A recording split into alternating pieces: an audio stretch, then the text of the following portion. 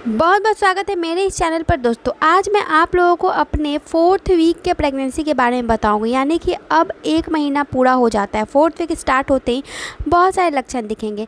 इस वक्त आपका प्रोसेस जो है इम्प्लांटेशन का वो ख़त्म हो गया होता है और अब धीरे धीरे हार्मोन्स प्लासेंटा बनना शुरू होता है।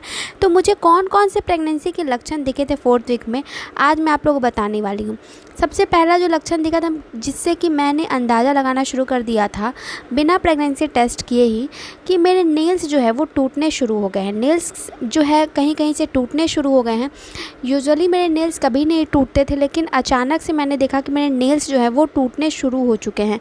तो फिर मैंने जो है कहीं ना कहीं ये एज्यूम कर लिया था कि हो सकता है इस महीने में प्रेगनेंसी कंसीव हो चुकी है। दूसरा ये है कि पैरों में दर्द होना। पूरे पैर में दर्द नहीं था, लेकिन एड़ी का जो एरिया था, एड़ी में मेरे क्रैम्पिंग दर्द शुरू हो गया था। वो मैं बहुत ज़्यादा दबाती थी, बहुत ज़्यादा पेन होता था उसमें। तो एड़ी में दर्द होना, कई महिलाएं ये सोचती है कि उनका यूरिक एसिड बढ़ गया है, लेकिन नहीं, ये हार्मोन्स के कारण होता है। और इन हार्मोन्स के बढ़ने के कारण एड़ियों में दर्द होने लगता है। वैसे तो उस वक्त आपकी प्रेगनेंसी में वज़न नहीं बढ़ा होता है, जिससे कि आपके पैरों में भार पड़ रहा है या एड़ियों पर दबाव पड़ रहा है आपके वज़न के कारण, और आपका पैर जो है दर्द कर रहा है। लेकिन नहीं, वज़न नहीं बढ़ा हुआ था। लेकिन ये क्यों हो रहा था? ये हार्मोन्स के कारण हो रहा था। और दूसरा कारण हो सकता है कि कैल्शियम की कमी के कारण, क्योंकि उस वक्त मैं शायद उतना कैल्शियम नहीं ले पा रही थी। दूध नहीं पी रही थी, दही नहीं खा रही थी, क्योंकि मुझे नहीं पसंद है ये सारी चीज़ें। तो मैं बहुत ज़्यादा नहीं खाती हूँ। तो फिर मैंने जो है स्टार्ट किया दूध पीना, जिससे कि मेरे पैरों में दर्द जो है वो कमा। उसके बाद आईब्रोज़ में मेरे जो है ग्रोथ दिख रहा था। आईब्रोज़ यानी कि हेयर ग्रोथ हो रहा था। बालों में तो नहीं पता चल रहा था, लेकिन आईब्रोज़ जो है वो मैं 1 महीने में बनवाती हूँ, लेकिन उस वक्त 20 दिन से 25 दिन में ही आईब्रोज़ की ग्रोथ काफ़ी ज़्यादा दिखने लगी थी। सिर में हल्का हल्का सा दर्द होता था, कमर में भी हल्का हल्का सा दर्द रहता था। गैस, चक्कर जैसी ये जो समस्याएं हैं ये बढ़ जाती है। तो ये गैस होना, चक्कर होना, थकान होना, ये सारा आपका 4th वीक में आते आते दिखना शुरू हो जाएगा। कम मात्रा में होगा, बहुत ज़्यादा नहीं होगा।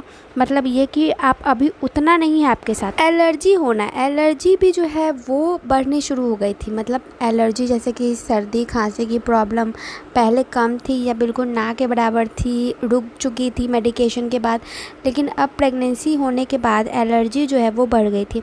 बार बार सर्दी जुकाम हो जाती थी धूल से। मतलब आपको जिससे भी एलर्जी है वो एलर्जी आपकी दिखने शुरू हो जाएगी प्रेगनेंसी कंसीव होते ही। तो ये जो है कम ही समय रहता है। मतलब जो भी आपके पहले वाले प्रॉब्लम्स होते हैं वो कम ही समय के लिए रहता है, फिर वैनिश हो जाता है। और ये अगर रहता भी है तो 3rd मंथ तक रहेगा, उसके बाद धीरे धीरे कम होना शुरू हो जाएगा। उसके बाद उबकाई जैसा लगना, वॉमिटिंग तो नहीं हो रही थी, लेकिन उबकाई जैसा लगना शुरू हो चुका था। तो ये आपको जो मैंने बताया है 1 से लेके 4 वीक तक के सिम्टम्स मैंने बता दिए हैं। ये मैंने 4th वीक में जो मुझे सिम्टम्स दिखे थे वो मैं आप लोगों के साथ मैंने डिस्कस किया है।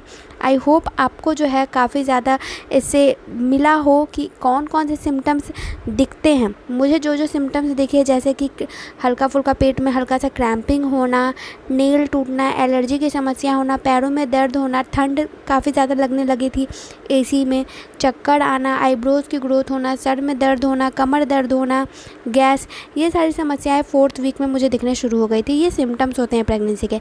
जाते जाते इस वीडियो को लाइक, चैनल को सब्सक्राइब कर दें। धन्यवाद।